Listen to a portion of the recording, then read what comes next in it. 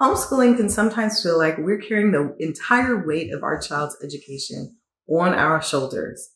We're the teacher, the counselor, the administrator, and sometimes we're even the classmate. And when it comes to applying to college, one of the biggest fears that many homeschool moms share is this: how will my child get strong letters of recommendation if they've primarily learned at home?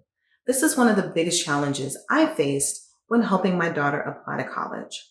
Unfortunately for us, because we were clueless about some of the aspects of the application process and hadn't prepared for this particular part, we were limited in where she could apply. So if I could have a do-over, I would definitely take more time to prepare for this part of the process.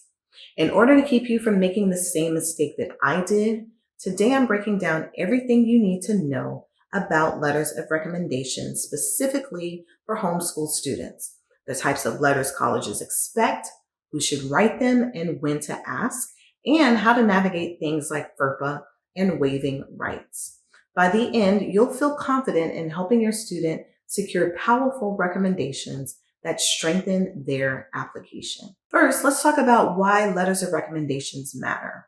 Though not all colleges will require letters, heck, some won't even accept them, those who do so for a reason.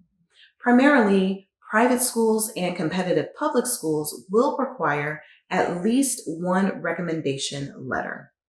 These letters give admissions officers a personal, third-party perspective on who your student is beyond grades and test scores.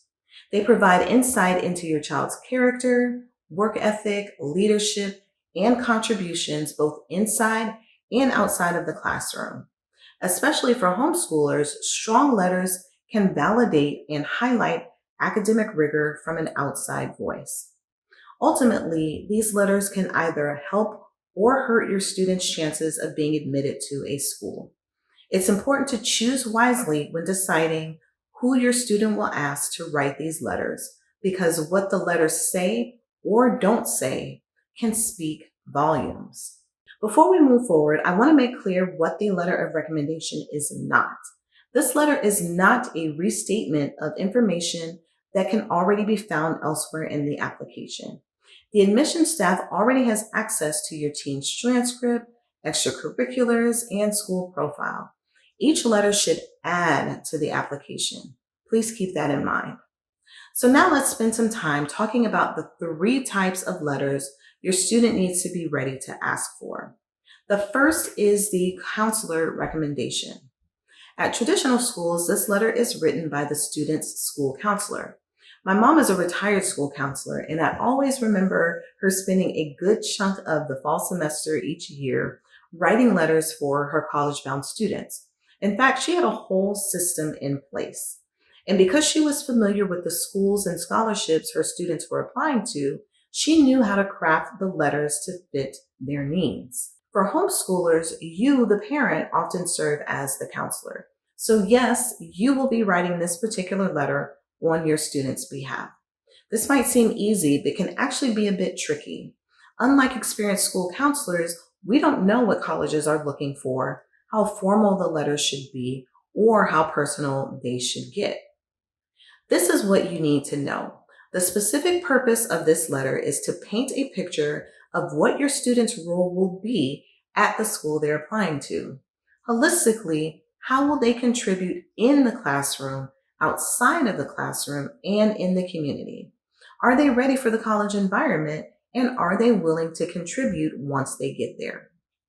Now let's talk about the teacher recommendation. Most colleges want 1 to 2 teacher letters. Just a note, do not send more than what is requested. This will not at all help your teen, but will send a message that you either don't know how to follow directions or that you think you're above the rules. For homeschoolers, someone who might be a great writer for this letter is a co-op teacher, dual enrollment professor, a tutor, teacher, or mentor from an online class. Basically, any adult who has educated your student in a professional capacity. The key to this is to ask someone who has taught your student in an academic setting, preferably during the junior year, and can speak to their skills, curiosity, and work ethic. Why junior year? Well, by the 11th grade, your teen is more mature and more serious about their education than they were in freshman year. By this time, they're more likely to know not only that they want to go to college, but potentially what they want to study. And because your teen will be requesting these letters during senior year, the teacher has had a full year to get to know them. Remember how I said that the purpose of the counselor recommendation was to show the admissions committee how your student will contribute to the university community? Well, the teacher recommendation speaks specifically to how your student will contribute to the classroom environment. Are they engaged, curious? Do they actually want to be there?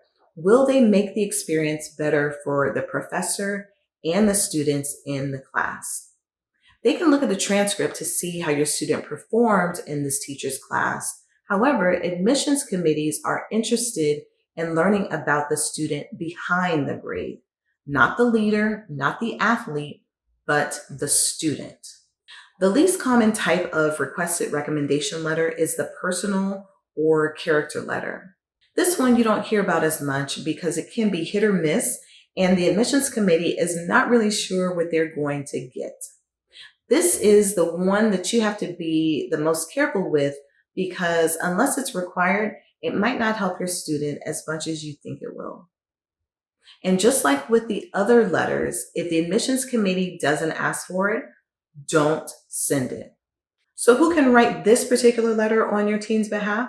Well, some potential recommenders are a coach, employer, maybe a church or a community leader, a volunteer supervisor, or anyone who can add a personal layer to your teen's application.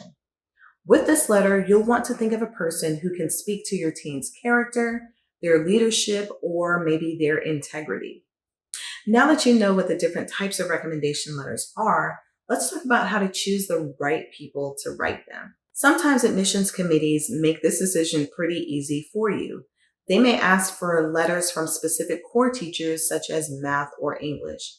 If that's what they want, that's what you need to give them.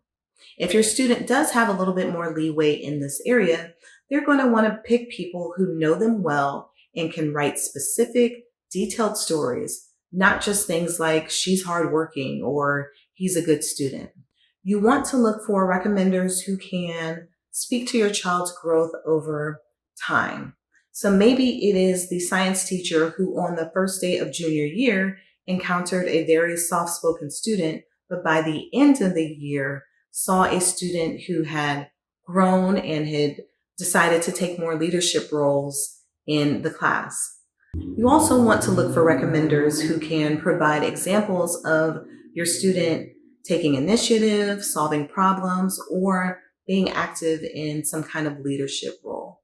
So maybe it's that co-op English teacher who watched your teen volunteer to help a struggling classmate, even if it meant taking away from her own work. Even better, it's a great idea to choose a teacher who teaches in the same field or subject area as your student's intended major. So if he or she plans on studying, say, engineering, a glowing recommendation letter from a math or science teacher will go a long way. On the flip side, let's talk about who should not be writing a recommendation letter for your teen. For starters, I know I've said it before, but make sure you follow the college's instructions. If they want a recommendation letter from a core teacher, do not give them one from an elective teacher, period. Also, stay away from impressive names. Unless this person has worked with your student directly and for a long period of time, it's better to have, say, a glowing letter from a community college professor who taught your student English 101 than a generic one from somebody with a fancy title who barely knows them.